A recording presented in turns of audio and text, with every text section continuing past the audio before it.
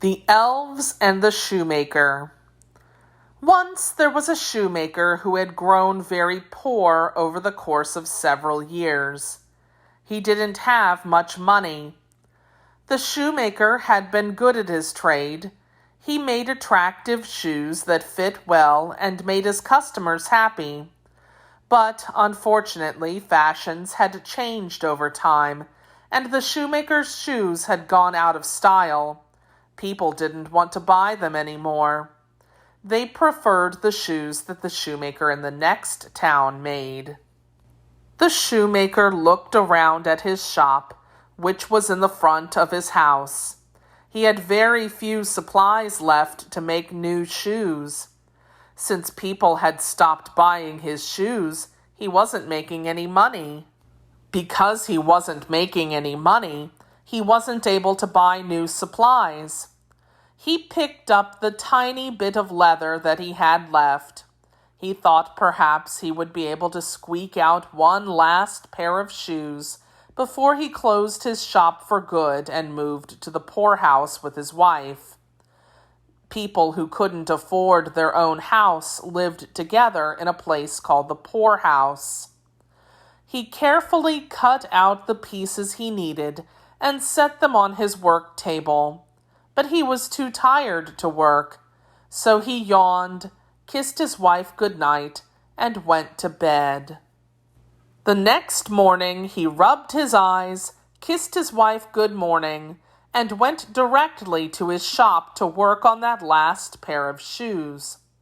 When he entered his shop, he stopped short. He rubbed his eyes again.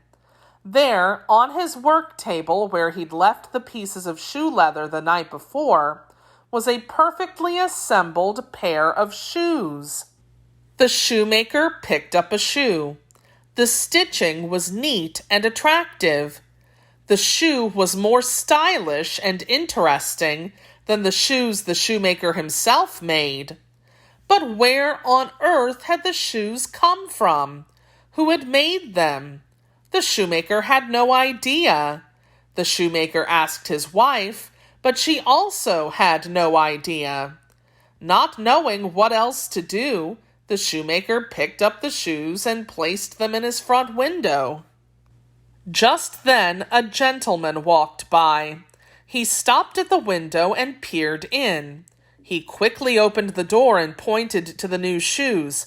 "I simply must have those shoes. What will you take for them?" The shoemaker shrugged and gave his normal price. The man waved his arms excitedly. "No, no, no, those shoes are worth twice that much." He insisted that the shoemaker take double his normal price for the new shoes. The shoemaker accepted the money graciously or with thanks. As soon as the man walked out of the shop, the shoemaker clicked his heels, kissed his wife, and ran out the door to go to the leather shop. With the money he'd just been paid, he was able to buy enough leather for 2 new pairs of shoes. Later that day, the shoemaker cut out the pieces to make 2 new pairs of shoes. But he was tired, so he yawned, kissed his wife goodnight, and went to bed. In the morning, the shoemaker found 2 new pairs of shoes, just like the pair he had found the day before. The stitching on both pairs was just as neat and attractive as the stitching on the previous pair, and the style was just as interesting.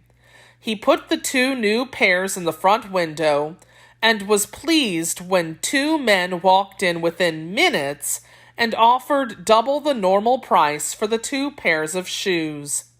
The shoemaker again clicked his heels, kissed his wife, and ran to the leather shop. He bought enough leather to make 4 new pairs of shoes. Again, he cut out the leather and went to bed. And in the morning, he found 4 new pairs of shoes. Again, the shoes sold quickly for double the shoemaker's normal price. And again, the shoemaker clicked his heels, kissed his wife, and ran to the leather shop to buy more leather. This went on and on and on until the shoemaker had sold so many pairs of shoes that he became a very rich man. Now he had a lot of money. One evening, just as he was about to kiss his wife good night, he suggested to her that they stay up and find out who was responsible for making all these shoes that had made them so rich. His wife thought that was a good idea, so the two of them hid in a dark corner of the shop and struggled to stay awake. At about midnight, they saw two little elves enter the shop. Elves are small magical creatures or fairies. The elves were wearing old, worn-out clothes with holes in the elbows and knees.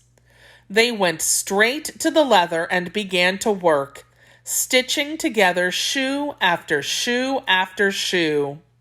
When they were done, they lined the shoes up neatly into pairs, and then quietly left the shop. The shoemaker and his wife were very surprised. Who would have imagined that two little elves could make such stylish shoes? The shoemaker said. Yes, said his wife, and yet they have no shoes of their own, nor do they have decent clothes. I would like to make them each a set of new clothes. It is the least we can do for all they have done for us. That is a nice idea, said the shoemaker. So the shoemaker's wife worked all day. She made two little shirts and two little pairs of trousers or pants. She made two little pairs of suspenders and two little pairs of socks and two little pairs of shoes. The little shoes looked exactly like little versions of the stylish shoes that the elves themselves made. That night, the shoemaker and his wife laid out the new sets of clothes in the place where they usually set out the shoe leather. They hid in the corner to watch how their little elf friends would react when they saw their presents. At midnight, the two elves entered the shop. They saw their new clothes and looked thrilled to bits. They quickly put everything on. Then they danced together. We are two fine, fancy little gentlemen now, said one elf. Yes, we are, said the other. We are so fine that we could never think of working as shoemakers ever again. They joined arms and skipped out of the shoemaker's shop. The shoemaker and his wife never saw the elves again, but by this time they had grown very rich and never had to make shoes again, and so they lived happily ever after.